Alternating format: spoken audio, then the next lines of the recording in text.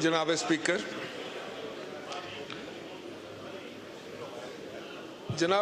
بہت ساری وجوہات کی وجہ سے میں آج کل بہت کم فلور لیتا ہوں،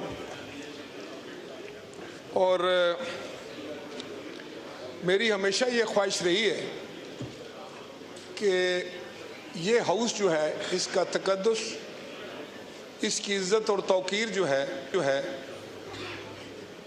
وہ ہو، اور اس کی عزت اور توقیر اسی وقت ہوگی جب یہاں پر بیٹھا ہوا ہر شخص، ہر آنریبل ممبر جو ہے وہ نہ صرف اس بات کو سمجھے بلکہ دل سے یہ تسلیم کرے کہ یہ پاکستان کا سب سے بڑا ہاؤس ہے، پاکستان کا سب سے بڑا ادارہ ہے، it's mother of all institutions, اور اس میں ہم جو بھی بات کریں وہ بڑی ذمہ داری کے ساتھ کریں، خالی نمبر ٹانکنے کے لیے، خالی جواب کرنے کے لیے، یا کسی کا چہرہ نوچنے کے لیے، یا اس کا ماحول خراب کرنے کے لیے اگر کوئی بات کرتا ہے، کسی طرف سے بھی کرتا ہے، تو میں سمجھتا ہوں وہ کسی طور پر بھی جائز نہیں ہے، اور یہ وتیرہ ابھی ہمیں بدلنا ہوگا۔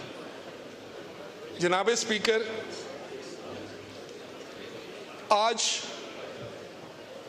میری جماعت کے چیئرمین نے جو باتیں کی،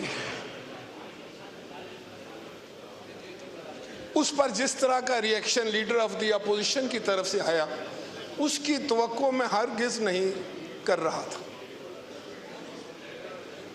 اب تو ہم سب کوئی ایسا لگتا ہے جیسے کوئی پھوڑے بن گئے، اتنے دکھی ہیں سارے، اتنے پھوڑے بنے ہوئے ہیں، اتنی میں سمجھتا ہوں کہ ہم لوگ اتنی ہمارے میں ابھی برداشت ہی نہیں ہے کہ کم از کم طریقے سے، سلیقے سے سمجھیں تو صحیح کہ بات کیا ہے، اور پھر اس بات کا جواب دیا جائے۔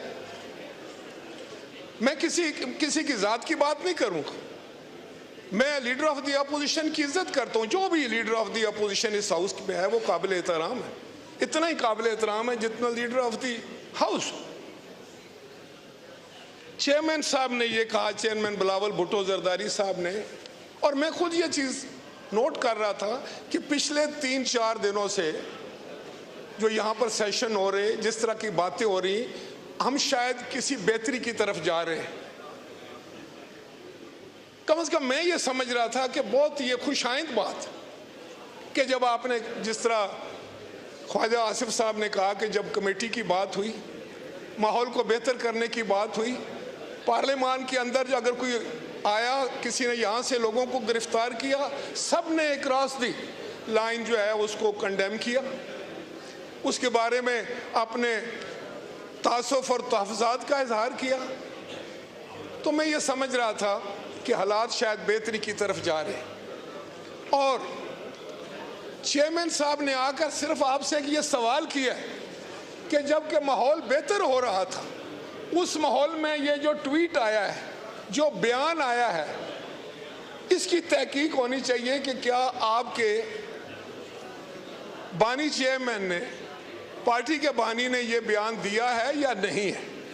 اگر یہ بیان نہیں دیا انہوں نے، اور اگر یہ کوئی بیان آیا ہے تو یہ کوئی سازش ہو سکتی،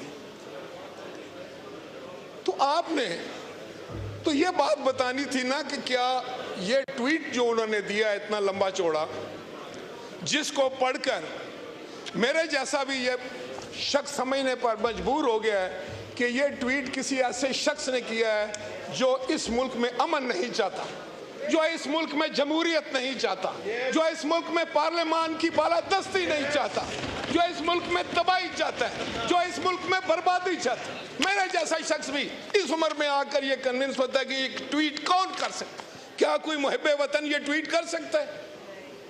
کیا کوئی محب وطن جو ہے وہ اپنے اداروں کی تصدیق کر سکتا ہے؟ کیا اپنے اداروں کو اس طریقے سے کنٹروورشل بنا سکتا ہے؟ آپ کا اگر آرمی چیف کنٹروورشل ہے، آپ کا چیف جسٹس کنٹروورشل ہے، تو کیا ملک ہے پھر یہ؟ کس طرح ملک چلے گا یہ پھر؟ کس طریقے سے ہم اپنی حفاظت کریں گے، اپنے ملک کی سالمیت کی حفاظت کریں گے؟ خدا کا خوف کرو آپ لوگ، پہلے سیاست سیکھو، ٹھیک ہے پارٹی کے ساتھ وفاداری بھی ہوتی ہے, قائد کے ساتھ بھی وفاداری ہوتی ہے, لیکن سب سے بڑھ کر ملک کے ساتھ وفاداری ہوتی ہے. لیڈر آف دی اپوزیشن نے کہا ہے کہ ان کے نانا جان اور چیئرمین کے نانا جان, میں دونوں نانا جان کو جانتا ہوں اور اس کی ہوش ہے مجھے. اگر آپ مجھ سے پوچھتے ہیں تو میں آپ کو بتانا چاہتا ہوں کہ آپ کے نانا جان نے اس ملک میں آمریت کی, دادا جان, آپ کے دادا جان نے اس ملک میں آمریت, جمہوریت کو تباہ و برباد کیا, اور چیئرمین کے نانا جان نے آپ کو ووٹ کا حق دیا, آپ کو آئین دیا, آپ جس ہاؤس میں بیٹھے ہیں اس کی وجہ سے. آپ کے دادا جان کو پاکستان کے عوام نے اقتدار سے علیحدہ کر دیا, اور وہ شخص جو ان کا نانا تھا وہ اس نے پھانسی کا پھندا قبول کیا چوم کر, اور جمہوریت کے لیے, آزادی کے لیے, پارلیمنٹ اور آئین کے لیے اس نے کسی کے سامنے سر نہیں جھکایا. آج جو کچھ بھی ہے, آج اگر اس ہاؤس کے پاس کچھ اختیارات ہیں جو جنرل مشرف نے چھین لیے تھے, تو وہ اختیارات چیئرمین بلاول بھٹو کے والد گرامی آصف علی زرداری کی وجہ سے. میں نے آپ کی 2-3 نسلوں کے ساتھ سیاست کی, مجھے علم ہے کہ یہاں کیا کیا ہوتا رہا ہے, لیکن خدا کے لیے آپ بھی سمجھ جاؤ, آپ جس ڈگر پر چل رہے ہیں وہ خطرناک ہے. چیئرمین نے آپ کو یہی بتایا ہے کہ جس طرف آپ کا رخ ہے, جس سڑک پر آپ جانا چاہتے ہیں, وہ تباہی اور بربادی ہے. اس میں آپ کو کچھ نہیں ملے گا, بلکہ آپ مجرم ہوں گے اس ملک کے, اس جمہوریت کے اور اس پارلیمان کے. کیا آپ کو اتنی ساری بات سمجھ نہیں آتی؟ کیا آپ اتنی ساری بات سمجھنے کی عقل نہیں رکھتے؟ اب میں نہیں کہہ رہا کہ آپ کیا کرتے رہے اور آپ کے ساتھ کیا ہو رہا ہے. آپ کا یہی چیئرمین کہتا تھا کہ فلاں کو میں مونچھوں سے پکڑ کر جیل میں ڈال دوں گا. آپ کا یہی چیئرمین کہتا تھا کہ کل تم چلو, پرسوں یہ بھی جائے گا اور میں ڈالوں گا. وہ یہ نہیں کہتا تھا کہ نائب سے ڈلواؤں گا. یار خدا کا خوف کرو. اس ملک کو تم لوگوں نے کیا بنا دیا ہے, اس کے ماحول کو تم نے پراگندہ کر دیا ہے, اس سیاست کو تم نے کالا کر دیا ہے. اب کہاں جائے گا پاکستان؟ اس لیے میں کہتا ہوں کہ پاکستان کے 25 کروڑ لوگوں کو اب میں سمجھتا ہوں متحد ہو کر کھڑا ہونا پڑے گا. اور یہ جو آپ سیاست میں گند لے کر آئے ہیں اور باز نہیں آ رہے, میں نے ہر ممکن کوشش کی. میں آج بھی کسی جگہ یہ پیغام دے کر آیا تھا کہ اس وقت ملک کو صرف ہم آہنگی کی ضرورت ہے, ایک دوسرے سے محبت کرنے کی ضرورت ہے, ایک دوسرے کا ہاتھ پکڑنے کی ضرورت ہے, ایک دوسرے کا ساتھ دینے کی ضرورت ہے پاکستان کے لیے. لیکن آپ تو نفرتیں بیچنے والے لوگ ہیں, آپ تو نفرتیں پھیلانے والے لوگ ہیں, آپ تو جان بوجھ کر اگر اچھا ماحول ہو تو اس کو خراب کرنے والے لوگ. کس طرح یہ پارلیمان چلے گا؟ اچھا جگزئی صاحب آپ بتائیں, آپ آئین اور قانون کی بات کرتے, ان رویوں سے آئین اور قانون مضبوط ہوگا, پارلیمان مضبوط ہوگی؟ آج 25 کروڑ عوام ایک طرف, ان کی تو کوئی بات نہیں ہوئی. کتنی دفعہ انہوں نے مہنگائی پہ بات کی ہے, بے روزگاری پر بات کی. جب تم لوگ تھے حکومت میں تم نے کہا تھا کہ 1 کروڑ نوکریاں, کدھر گئی؟ 50 لاکھ گھر, اور یہ سبز پاسپورٹ کی بڑی عزت ہوگی, گرین کی, پاکستان اوپر جائے گا, اوپر جائے گا. کدھر گیا؟ کہاں گیا پاکستان؟ اس حالت میں چھوڑا ہے پاکستان کو. یاد رکھو, یاد رکھو, اگر آپ اس کا ماحول خراب کریں گے, ہاؤس کا, پاکستان کا ماحول خراب کریں گے. آپ کو شاید یہ وہم ہو گیا ہے کہ آپ نے 9 مئی کا اتنا بڑا سانحہ کیا, آپ نے ہمارے شہیدوں کی تضحیق کی. میں سب سے زیادہ دکھی ہوں کہ میں یہ سمجھتا ہوں, میرا یہ کہنا ہے کہ ہم جو لوگ ہیں, ہم پاکستان کا بازو شمشیر زن ہے. ہمارے سینے پر, میری تحصیل کے سینے پہ 2 نشانے ہیں. کیا कैप्टन मोहम्मद सरवर शहीद और सवार मोहम्मद हुसैन शहीद। आपने हमारे शहीदों को तज़हीक की, उनकी बेइज्जती की, और तुम अपने आप को पाकिस्तानी कहलवाते हो। तो हम बैठ जाओ।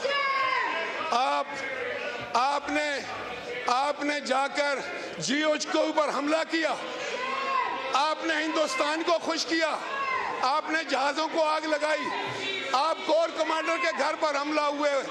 याद रखें, पाकिस्तान के 25 करोड़ लोग, सुने मेरी बात, पाकिस्तान के 25 करोड़ लोग अपनी अफवाज पाकिस्तान के पीछे चट्टान की तरह खड़े, हम खड़े। हम अपने आर्मी चीफ की तस्दीक नहीं करने देंगे, हम अपने चीफ जस्टिस की तस्दीक नहीं करने देंगे। ये कैसे हो सकता है कि आप आर्मी चीफ की तस्दीक करें, उसको कंट्रोवर्शियल कर दें, आप चीफ जस्टिस को कंट्रोवर्शियल कर दें, तो सारा निजाम ही तबाह करना चाहते हैं। इससे बढ़कर पाकिस्तान के खिलाफ कौन सा साजिश हो? किसकी बोली बोलते हो तुम लोग? आज आपको जवाब देना पड़ेगा, हम पूछेंगे। और चेयरमैन ने आपको यह कहा था कि क्या यह ट्वीट आपके चेयरमैन ने किया है? आप उठ के बताओ कि किया है या नहीं। बस यह सवाल है मेरा। जनाब स्पीकर, ट्वीट का अगर ये जवाब भी नहीं देते, 9 मई का भी जवाब नहीं देते, करप्शन का भी जवाब नहीं देते, अदालतों का भी जवाब नहीं देते, पार्लियामान के अंदर भी जवाब नहीं देते, तो क्या ये समझते हैं कि इस तरीके से हर चीज को ये बुलडोज करके चले जाएंगे? इनकी जिम्मेदारी है, इन्होंने माहौल खराब किया है जो आज सुबह तक ठीक था। उस कमेटी से बेहतर काम लिया जा सकता था, कंसेंसस बन सकता था, लेकिन तुम लोग कंसेंसस के दुश्मन हो, तुम लोग पाकिस्तान के दुश्मन हो, तुम लोग हमारे अमन के दुश्मन हो, तुम लोग पाकिस्तान के अवाम के मफादात के दुश्मन हो, तुम लोग जमहूरियत के दुश्मन हो, तुम पार्लियामान के दुश्मन हो, और तुम आइन के दुश्मन हो। शुक्रिया। जारी है, राजा परवेज अशरफ इजहार ख्याल कर रहे हैं। उन्होंने कहा कि मेरी हमेशा ख्वाहिश है कि हाउस की इज्जत और तौक़ीर रहे। हर रुकन को तस्लीम करना होगा कि ये मुल्क का सबसे बड़ा इदारा है। हाउस को सिर्फ जवाब या चेहरा नोचने के लिए इस्तेमाल नहीं करना चाहिए। बिलावल की तकरीर पर अपोजिशन लीडर के रद्द अमल की तवक्को नहीं थी। हाउस का अपोजिशन लीडर काबिल एहतराम है। ख्वाजा आसिफ ने माहौल अच्छा करने की बात की, कि हर किसी ने मजम्मत की है।